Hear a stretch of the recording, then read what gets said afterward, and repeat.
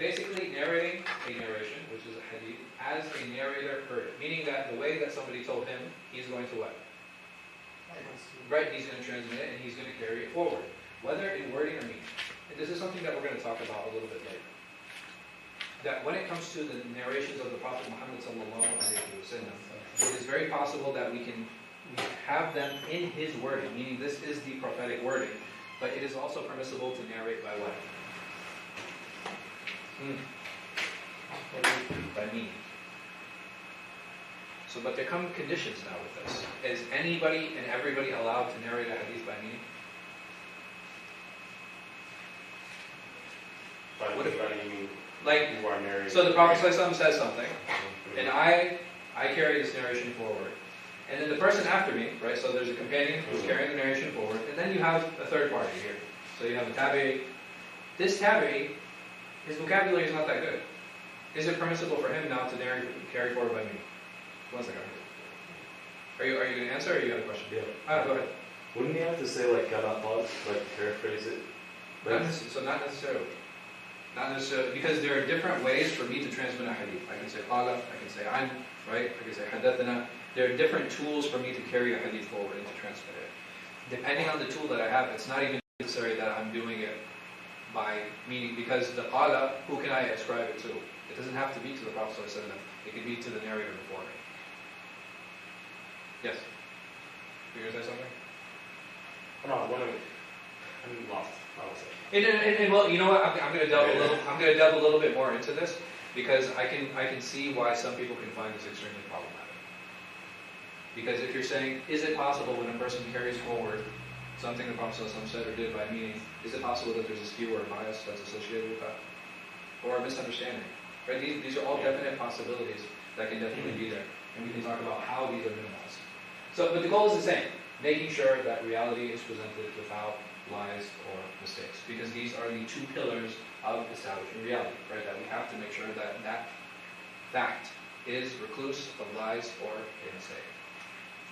So why is trustworthiness not condition enough? So we talked about adalah before, when we talked about trustworthiness and probity and religiosity. Why is that not a good enough condition?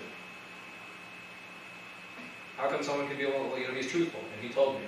How come that's not enough? Right, so there are memory issues that can definitely happen, and this has to do with our discussion of precision, because there's another facet, there's another means to verification. Right, it's not good enough. It's not good enough that a person is honest. This person also requires that he be accurate in what he's relaying, and that he be precise in what he's relaying to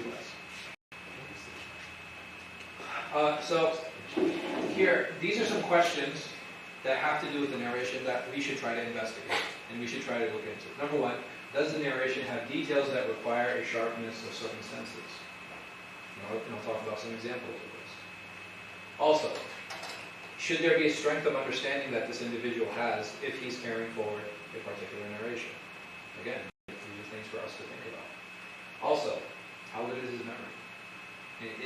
Is he making sure? Did this person memorize appropriately in order to carry this narration forward? Or do these details not demand the presence of such characteristics? So if I have a hadith, for example, the Prophet ﷺ said, "Ad-du'a ibadah," that he said, dua or supplication is worship. Do you think that requires the sharpness of certain senses? Does it require strong memory? Do you need a lot of understanding to carry a hadith like this forward? No. But are there a hadith that might be significantly longer? There might be a hadith where an individual's eyesight has to do with the narration that he's talking about. And I'll talk about some examples. So here, if someone has weak eyesight and he's asked to describe a specific location on the map, is it going to be important?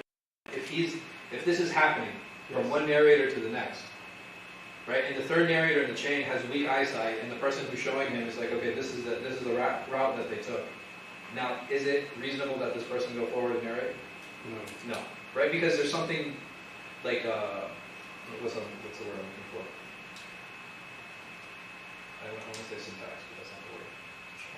Context, thank you. Like there's something that's there's something contextually appropriate there that is needed, right? There's a piece of information there, there's a skill that's needed there, there's a sense that's needed there in order for him to be eligible to actually carry that information forward. Also here, if someone with weak understanding were to narrate an issue that required a depth of understanding. If there's an issue that the Prophet ﷺ was talking about, like an example of this is that if an individual buys an animal that is to be milked, and that person, he knows that this goat or sheep or cow doesn't produce a lot of milk. So what is the means of deception that, I know you guys probably don't really sell animals, but like what is the means or a type of deception that could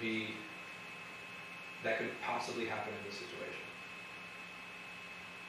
You mean as a buyer and seller? As a seller. So if I'm a seller, I'm trying to get rid of this goat. Well, And this goat doesn't really produce milk. So what can I do? I can talk it up. That's one way of doing it. Like, nah, he's just empty right now. Or she, I'm sorry. I just milked it. Right, I just milked it. Yeah. What is another means of doing that? By feeding her and waiting a few days. Right? If she doesn't consistently produce milk, all I have to do is wait a few days, and what's going to happen to the others? Right? It's going to fill up, and when the buyer comes and looks at it, you can be like, yeah, bro. That's the I told you. I milked this an hour ago. Right, it's like, I just milked her. Look at this. It's still full.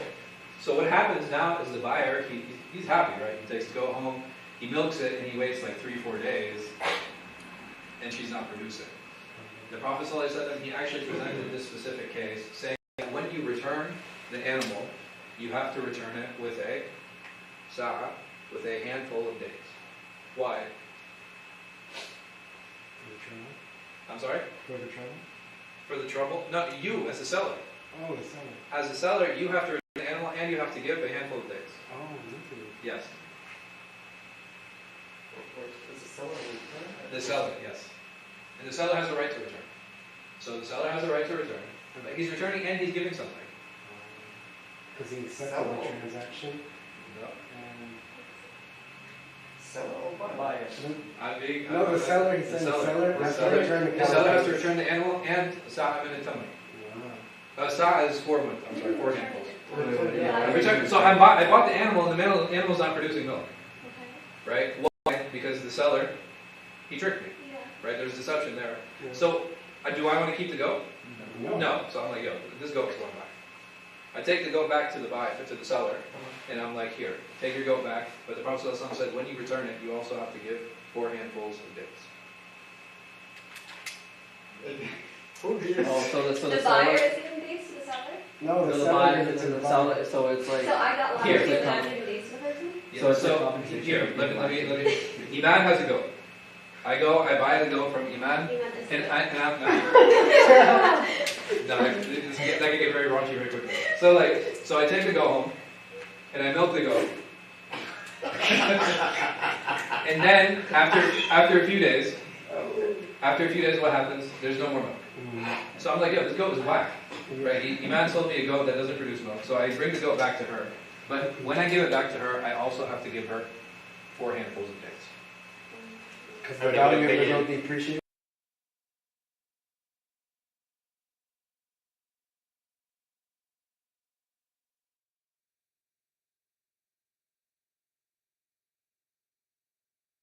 Interesting. So you see how understanding plays a role? And this is just one method, right? This is just one issue, right? So issues that have to do with details of transactions, issues that have to do with details in like how to establish certain things, how to do certain things, right? If I don't have a depth of understanding, it's very easy. Like, you know how you guys got lost?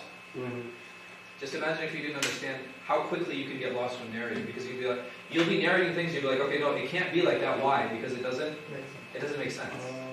So sequence. So you'll actually convince yourself, like, okay, wait, that doesn't make sense. Maybe he made a mistake. Let me fix it. But if I have a depth of understanding, I'll be like, no, it totally makes sense. And just like you guys figured out, it makes sense because I benefited from the goal. And this is why I have to return it with something. Here, if someone barely knows his way home, can we trust him?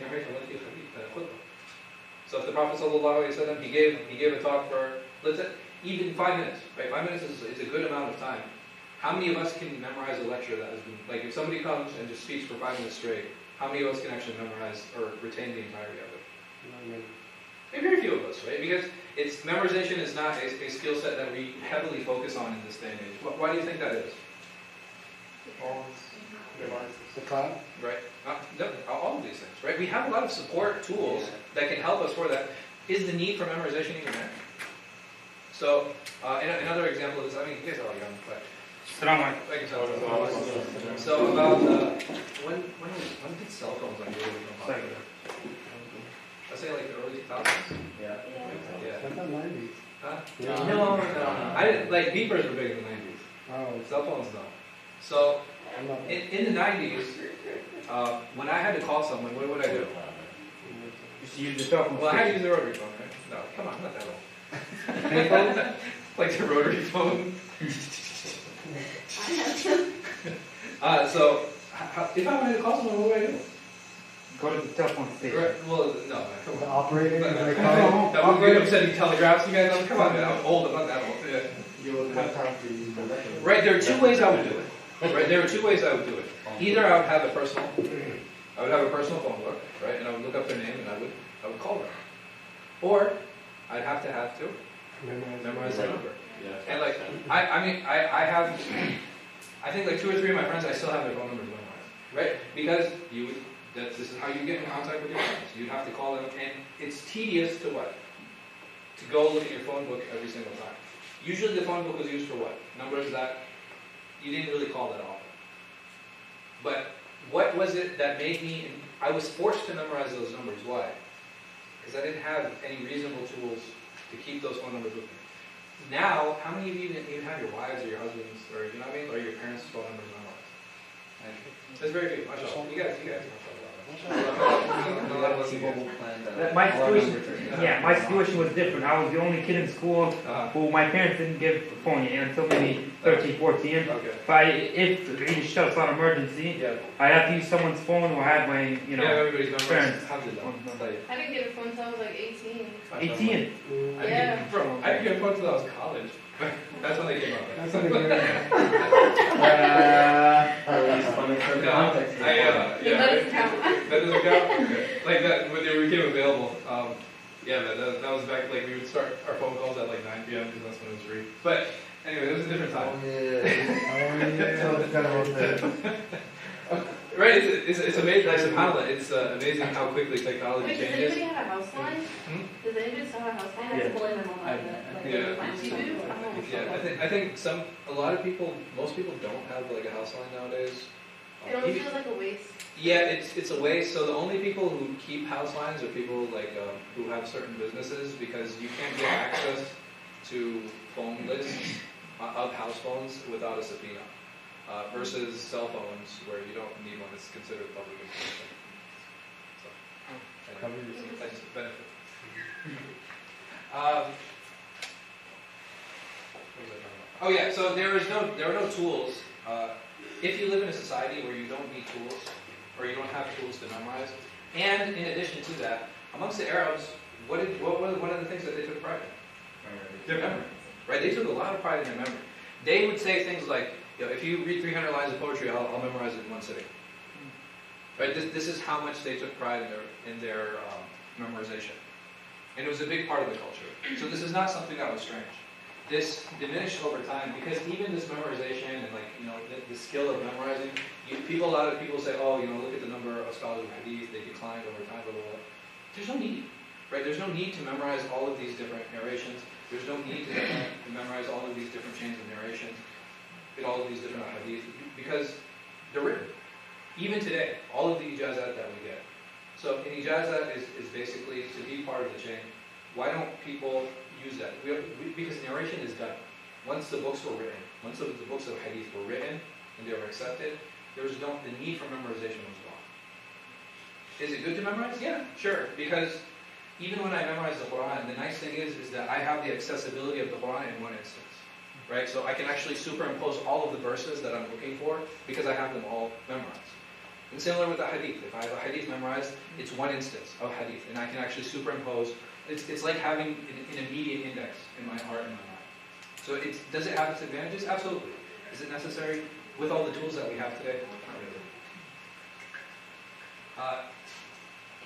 If a person is truthful, like we said, it's not enough reason for us to accept his narrations without question. We still have to look into them. Why? Because this is a science that demands precision, right? And there's information that we have sometimes in multiple narrations that the Prophet went here, or he did this, he moved in this way, he stood like this, he said such and such, and sometimes it'll be a lot of information. And if I'm not precise in how I'm narrating it, it's very possible that I can turn an and into a then, or that's possible that I turn a then into a later, right? And all of these things can really shift the meanings and the understanding of how we deal with this hadith, and this is why it's so important to be precise.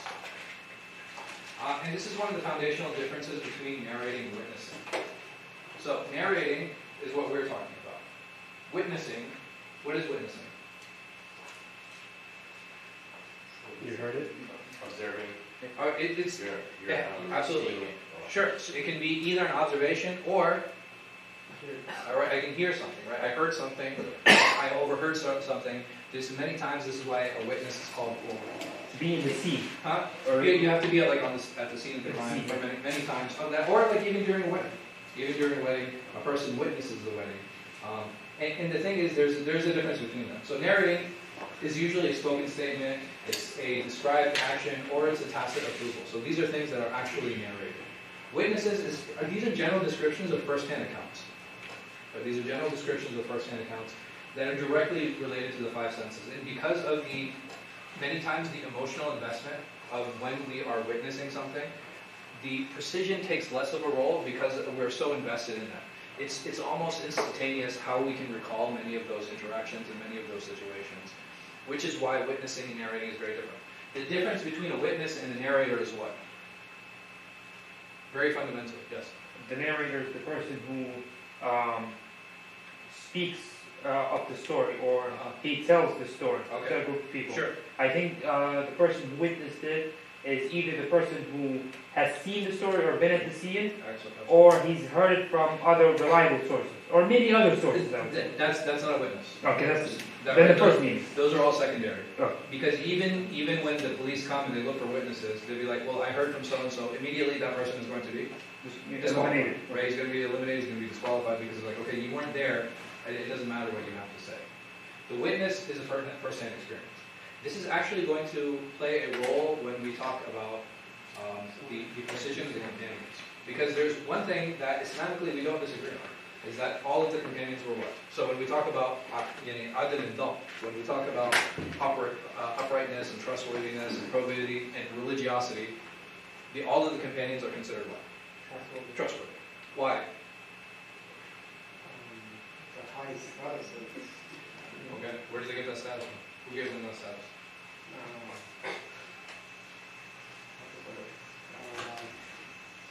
They were particular, they fought along the Prophet, and they studied the Prophet on the Prophet, they saw them, so they saw him.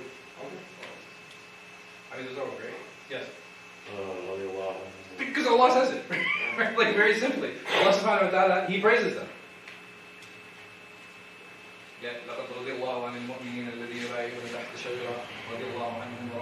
Right? You have a number of different verses where the Prophet says, don't curse my companions.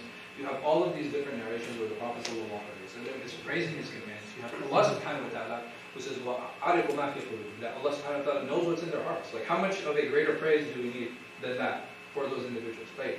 That is a discussion of their adalah, of their religiosity. Can we have the same trust in the precision? Precision? Yeah.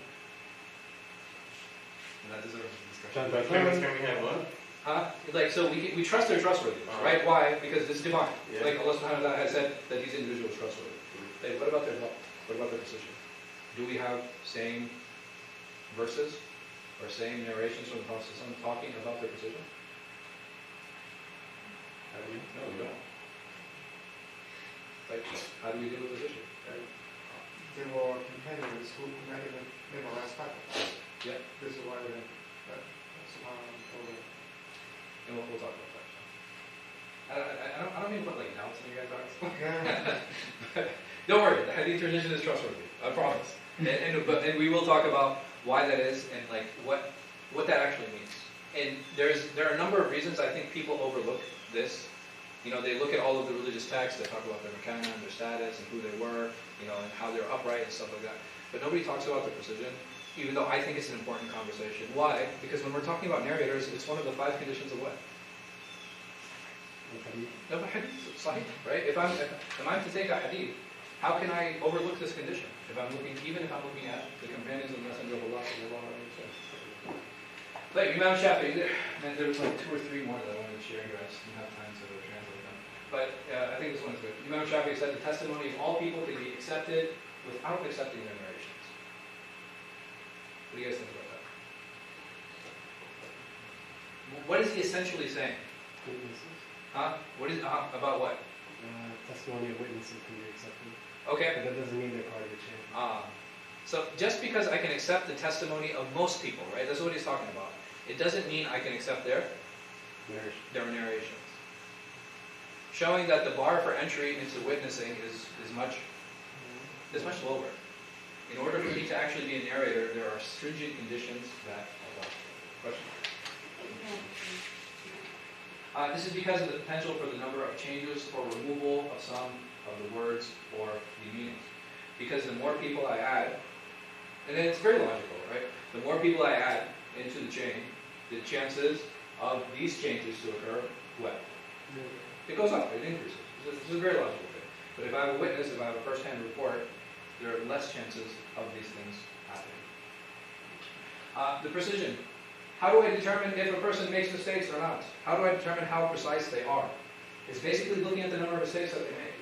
So if they are correct more often than they are mistaken, then we can assume that this person is precise in his memory.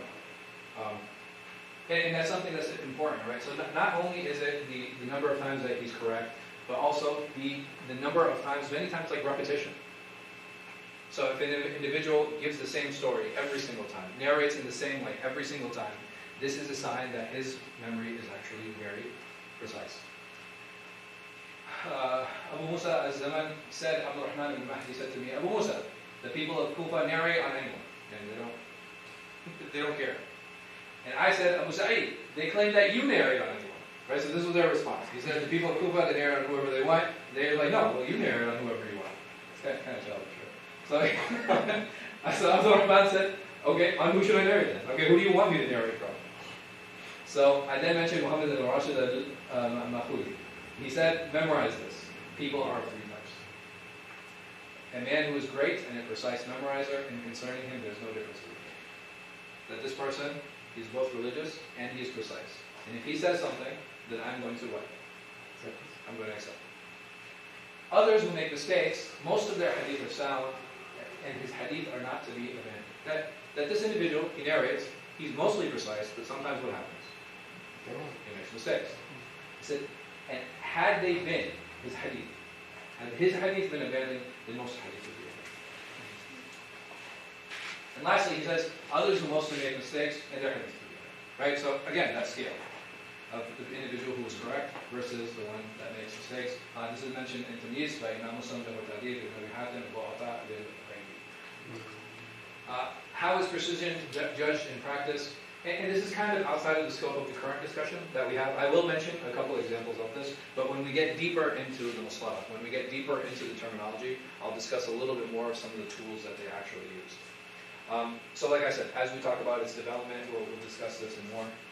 Is it possible to determine? Like, is this like a realistic expectation that we can determine how precise somebody is? 100% no. 100% no. You cannot determine how precise somebody is. 99% you cannot determine how precise someone is. But Yeah. Sheikh, you said, Yes. continue. Totally. Sheikh, you said that based on how many mistakes or how many things you got correct, you can determine if they're precise. Maybe I understood the question wrong. No. My question is it logical? Is it logical to even propose that? Can I determine how precise somebody is or no? Do you think that's a logical thing or no? No. You don't think so? You need data, that's it. If I have data, Yeah. hey, so how do I do it? Like, there's a practical way of doing it. There's 2 major ways. I could read all of his narration. If I go through and I read this person, he has 150 narrations, and in those 150 narrations, when I compared them to other ones, I found mistakes in like 5.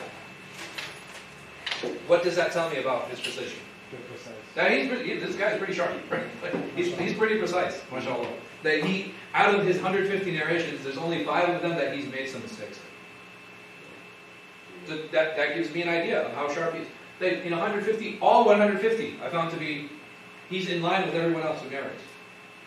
It's extremely precise, right? Now, out of 200 narrations, this guy, like 5 of them seem okay, and then 150, or like 195 of them seem problematic.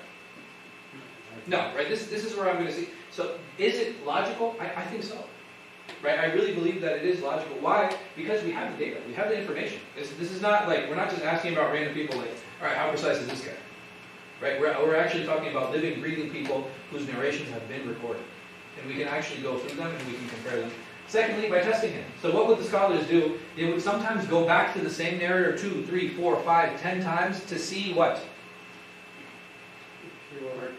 Alright, if he'll repeat the hadith in the same way, in the same word. And if they found that every time they go there's a little flip-flopping going on, what are they going to do with this hadith? They're going to assume it's not that precise. Right? They're going to assume, maybe either the hadith is not precise, or at the least about the narrator that what? That he's not precise. Right? And that would be reason enough for them to leave off his narrations. So these are the 2 main ways. Either I, as a hadith scholar, what I can do is I can sit down and I can be like, okay, every place that this narrator is mentioned, let me gather all of those narrations. This is called istiqlal. Where I gather all of those narrations and I read all of them and I try to compare all of them. Or I can test it. Like, do I have the ability to test narrators? If I am a hadith scholar, do I personally have the ability to test narrators? Today? No, I don't. This tool is lost. This is gone. This is unavailable to us. So what can I do? That's it. This I can do for sure, right? All of the ones that we have, at least that are available to us, these I can do. But if I can't test him, what is the point of even mentioning this? This has been done before. Because it's been documented. Right? So this has been done before. So we're talking this testing that happened. It was happened, and it was documented, and they gave the results. This is how the science works. This is not something that, they just tested, they're like, oh no, he's no good. No, these things were actually documented. I asked about so-and-so, and he told me I sat with him 3 times. And every time I sat with him, he would give a different way of narrating. Or I sat with so-and-so, I sat with him over 10 years, and I never found him changing even one letter of how he narrated. Right? These are things that are actually recorded and documented. And this shows the time and the effort that was put in preserving the hadith, preserving and talking about the narrators, and preserving and talking about this as a science as a whole. Which brings us back to the second part, or the second problem. Does this mean that he can't fall into mistakes? No. Right? He can still fall into mistakes. Here in the Salah, he mentions mankind is prone to forgetfulness. The first to forget is the first person. Who is he talking about? Adam. Right, he's the first insan. So he said, "Awwal al-insan nasi." Like the first person to forget was actually Adam alayhi salatu wassalam. Here, and he said, وَلَقَدْ أَحِدْنَا إِلَىٰ آدَمَ مِنْ قَبْلِ فَنَسِيَ وَلَمْ نَجِدْ لَهُ عَزْمًا. That we also commanded Adam before you, but he forgot, and we found him lacking in constancy. And scholars of hadith, there's a few things. They never claim that proving a narrator precisely means that he's free of mistakes. This is never the claim. They're not even saying that. All they're saying is that when one is precise, the possibility of him being correct is favored. Right? There's more of a chance of him being correct than there is a chance of him being incorrect. And many great scholars themselves were not free of mistakes. This is what they recognize. This is a human condition. That we make mistakes, and we forget things, and we overlook things, we confuse things. And if we understand that this is the nature of mankind, this is why they're not making a wild claim. Like, oh, this person is so precise, he doesn't make any mistakes. This is not even part of the discussion. It's not even the claim. They're just saying that there's a greater chance that this hadith is narrated correctly. Here, so Imam Muslim, he says in Tamyiz, with whatever I have stated concerning the stations regarding memory, there is no one who has relayed a narration, narrated statement, from those that have passed to our time today, even the most precise and accurate memorizer that narrates, except that he was mistaken or forgot regarding his memorization or narration. the Imam Muslim. Here, Imam Tirmidhi, he says in his Kitab al-Ilm, concerning the levels of people of knowledge, precision, and veracity in their heard reports, they still did not escape mistakes or errors, even the great Imams and their number. So this is why loan reports went through extra scrutiny. Remember, so if you guys attended the Muslim class, I had talked about that Imam Muslim has a book called Al-Hijrah, right? He talks about individual or loan reports. Why is that important? You don't want to cross-reference. There's nothing for me to cross-reference, right? I can't. There's nothing for me to compare it to. So those individual reports, they actually go through extra scrutiny, right? There's actually extra work that goes into them, and because you have to seek supporting evidences for that, because there's still a chance for errors, and because I don't have anything to compare it to, I have to make that extra effort and go through that extra scrutiny. And all of these extra supporting reports, they help establish the ability to remove doubt, right? The idea is to minimize doubt here, right? That's what we're trying to do when we deal with a lot of these narrations, when we deal with a lot of these hadith, and this is known as ghalabatul dhann, right? So the possibility, the greater possibility for something to happen. I have a question. Yes. I thought we went through the single, we can't cross-reference these hadith. Yeah. So we need Not always. not always. Not always. So if I have a hadith that I find to be corroborated by other ideas in the Sharia, Okay. and it's not going against any other ideas in the Sharia, does that give me more confidence in that narration? Yeah. Like, what if I have similar wording, not the exact same wording, but if I have similar wording in concerning that hadith? In different hadith. Yeah. What if I have some of the fatwa of some of the companions that ruled, they didn't mention the hadith, but they ruled and it agrees with what that hadith says? Do you see now how you have all of these supporting evidence to say, like, okay, well, this hadith, it actually might be okay, right? The person who's narrating it, he's upright, he's honest, he's precise, right? And the hadith revolves around him, and we find it coming from him. What are the chances of it being correct? Well, we say, okay, well, there's already a better chance of it being correct and him being less mistaken. And now I have all this supporting evidence to help me, actually bring up the status of the hadith. So this is why I have a little bit of a problem with the life plus life equals hasan. Right? It's not so formulaic as some people try to make it. Meaning that I can look at now all of these supporting evidences of how I can make a hadith actually acceptable or make it sound. Because I have a lot of the support, I have this individual report, but this individual report is supported by so many other ideas that it actually makes me want to invest in it a little bit more. So those are the different layers of scrutiny. Yeah. Imam Shafi'i says concerning ahad narrations, now these are the singular narrations, knowledge for the few, a sunnah for unique narrations known by the scholars, they alone being appointed to, meaning they alone have to figure out the ruling on these particular hadith. This characteristic is found in them, or in some of them, and unique truthfulness that was told to us by the Messenger of Allah sallallahu alaihi wasallam. This is why the people of knowledge gravitate toward it. Apparently truthful as we deal with the testimony of two witnesses. If I have two witnesses to something, automatically I assume what? Should I doubt them? No, right? There's no reason for me to doubt them. And just like I accept the testimony of two witnesses, I can accept these lone narrations when I have scholars who are authenticating it and verifying it. This, while seemingly true, does not mean these two witnesses cannot be mistaken. Meaning that there's still a possibility, again, in all of these things, for a mistake. But we can take that with a grain of salt. It does, right? There's still a possibility for mistakes, right? Even after all the scrutiny, after all this work, after all this effort that's put in, there's still a possibility for a mistake. But we have to understand, in our daily lives, we deal with probabilities constantly. The moment I step out of my door, what is the probability and the possibility of me getting hurt? Right? Right? It definitely goes up. Right? It definitely goes up. But so even if somebody says, here, let me give you another example. If there was a way for me to travel to France, and they have this teleporter machine that takes you to France, and there's a 30% chance that you'll survive. Take it. Will you take it? You'll get there in 5 minutes. Right? You step into the transporter, you end up in France, but there's a 30% chance you'll actually survive. How many of you take it? You would take it? Wow, that's a risk. Huh? You're not that interested. Okay. Now what if it's 50%? What if it's 70%? Yeah. Right? Do you see now what's happening is that, so what if I told you guys, okay, it's 90%, 95, 95%. 95% chance that you'll make it. Oh yeah. Yeah, what are the chances that you'll survive a plane ride? You understand? Like, so you guys might think like, oh no, I would only do things that are 100% without realizing the moment I step into my car, what are the chances of me getting into an accident? They're real and they're there. What are the chances of me when I'm going into a city to be assaulted, or to be abused, or to be killed? Right? All of these chances exist. But how we work in our daily lives is we do risk assessments. And that risk assessment is that if it's, in general, in our minds, if it's like 90% or above, we're willing to what? We're willing to take that risk. Okay, how come this doesn't apply? How come we can't apply this? Do you know what the chances of you getting an accident?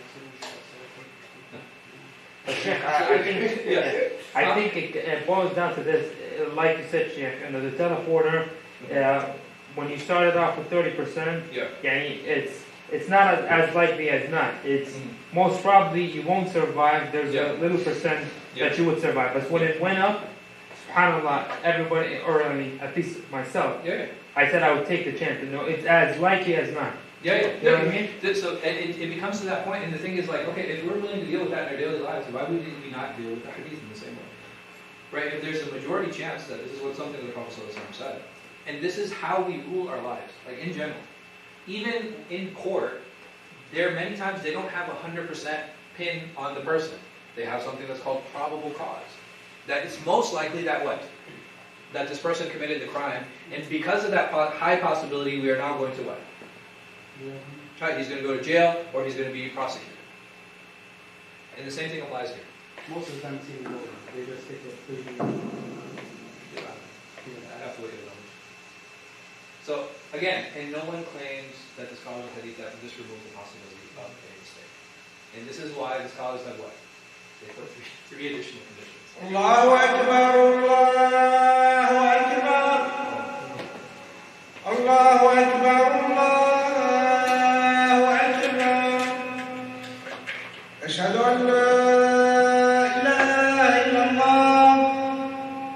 Ashhadu an la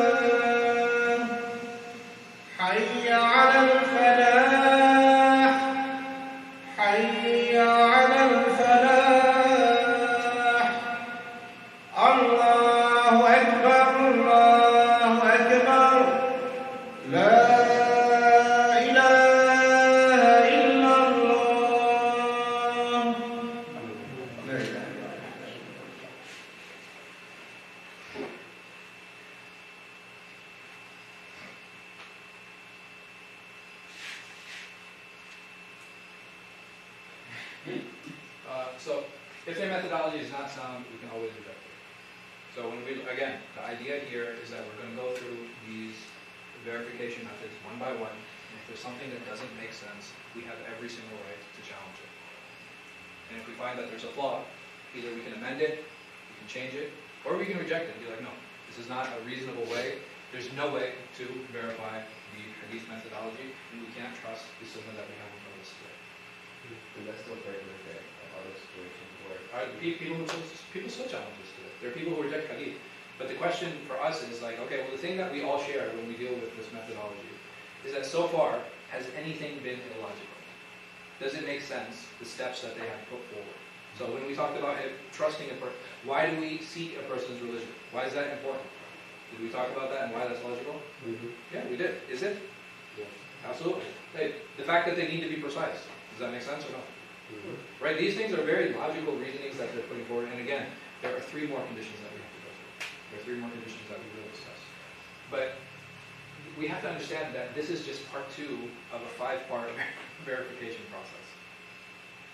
And it's very important for us to understand that when we get to the end of this, without a shadow of a doubt, is this sound? And if this is sound, then we can apply it going forward when dealing with the Sunnah, the Prophet Muhammad says that, and actually talk about how is it that the Sunnah was compiled. Was it really compiled 300 years after the Prophet died? Or was it a process that occurred? And if that's the case, even if we say, and let's assume, and say, you know what, you're absolutely right. It took 300 years to write down what the Prophet had to say, and I'll accept that. Are the methods of verification sound enough? Because even if we assume that, and we find out, like, okay, well, this is the method they employed to actually verify if this is true or not. Is this good enough? So even if we take that, and I'll, this is a bit of spoiler alert, that's actually not true. But even if we take that, is it still enough for us to use that methodology to go back and grade these out? So the next section will be Salat, the connected chain. We'll be talking about this next week, inshallah. I'm thinking about moving this class to every Thursday. I hope that's not a problem for everyone. The reason being is that FCPS, or Fairfax County Public Schools, they have a family life education curriculum committee. Basically, it's like for like the health programs. Jazakallah khair, Abu Arabish, he appointed me to be a representative on that committee. Yeah, it's like super woke, but like, yeah, they're like, oh, they had problems with like the word like marriage being in the curriculum. What? Abstinence shouldn't be the only alternative. Like, there should be. Oh, you're having fun. I was like, oh, this is gonna be fun. Yeah. So that meets one Wednesday every month. So instead of shifting class Is over, that a public meeting? it actually is. Oh, Yeah, I'll let you guys know. Like, Okay. very honestly. Yeah, it's a public meeting. They don't announce it, but it is actually. Okay. No, because it's full of idea laws. It's not. It's very sad for me to see people like, are you guys here to instruct or are you here to indoctrinate? Like, you know what I mean? It's kind of upsetting. So you're gonna go against them? Huh? You're gonna go against them? No, I think they're great ideas. So I thought you're not gonna survive for a month. It's okay. The thing, it's a committee, right? So it's basically you are allowed to we give ideas to the school board, and the school board decides if they want to implement them. And how much will you receive? I don't know. The thing is, no. Hold on. I don't know. I have to go through historically and see how they actually do that. So next Thursday, I actually have to attend a wedding. So Wednesday we'll have class, and then probably after the wedding. What about Monday? Monday is gonna stay. Switch back. I'll keep confusing everyone. Well, yeah, is this Monday? Is there a class or not? Yes, of course. Monday's not changing. Monday's not Oh, okay. Yeah, that's Monday, Thursday. Yeah. So for those of you guys who are following, Monday we'll have, like, Uthman has class before Maghrib. My class will be after Maghrib. Sheikh Suhaib has class after Maghrib on Tuesday. Wednesday, I'm gonna see if I'm gonna get someone to take that slot, inshallah, and then Thursday will be these two classes, inshallah. Yes. Yeah, go ahead. So is Max and Rex in your class on Monday? No, he's Tuesday. Yeah. Is in yours, are they going to be in one side consistently every time? So I was gonna ask you guys, was it okay with the setup in the Musalla? We can barely hear, and I think It was just annoying. Space-wise, it was comfortable. Yeah. But The space was okay, like but the men's hand dryer, I could hear the stairs were active, Yeah. the doors being open. and then I think a lot of them were comfortable enough asking questions. Because of the That's fair. distance. That's fair. My recommendation Yeah. is some type of partition so the other people on the right side can closer. Okay. Potentially. I mean, you can move the class here. Yeah. It would be- Having It's here would be great. up to you. So if you guys want to have a class here, we can do it. Why don't I do this? I'll Set up a. I'll do a survey. Is that okay? I'll do a survey, inshallah. I'll share it with you guys, and then you guys vote on whether you want to. For me, I'm fine either way. The only reason I wanted to do it in the Musalla is because it's like there's a little bit more exposure, and it's a little bit more formal. Over here, it's like very classroom-esque. So Tuesday, inshallah, for another shift, yani. Yes. From 6:30 till 7:30. 7:30. It'll be like 7 to like 8:30. Yeah, anybody has like a lecture before 6:30 or No, during on Tuesday there's only one. Yeah, we'll see you guys after Salah. Somebody have a question? Oh, I do. Do you know anything about the Ijazah class? Only this week, inshallah. Yes. What does those entail? So you have to be either Hafiz or like, Okay. yeah. Okay. So that's all. So if anybody's interested, so we're also starting a bunch of Quran classes, but I'll put it up on my Instagram and I'll have ayah sharing groups. And philosophy classes. There's a philosophy class this Saturday. So please come. Ustad Dawud. Is it just for one day? Yeah, it's just a one day. Yeah. So Saturdays we're going to try to have like one-off programs, but at least Monday through Thursday, I envision that there'll be classes like that, so that people can kind of pick and choose what they want. Yeah. So there's another class up in Exactly. Yes.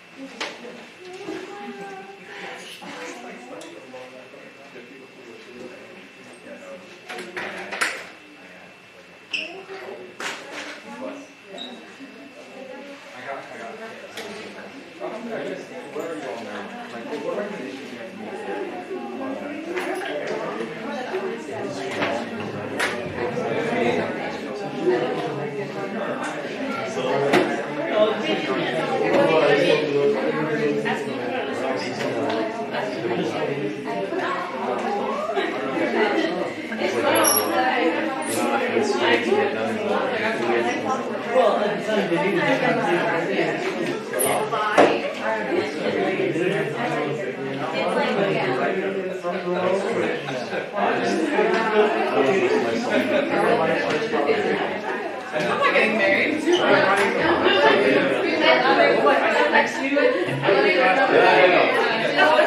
I don't like much about this guy's life process.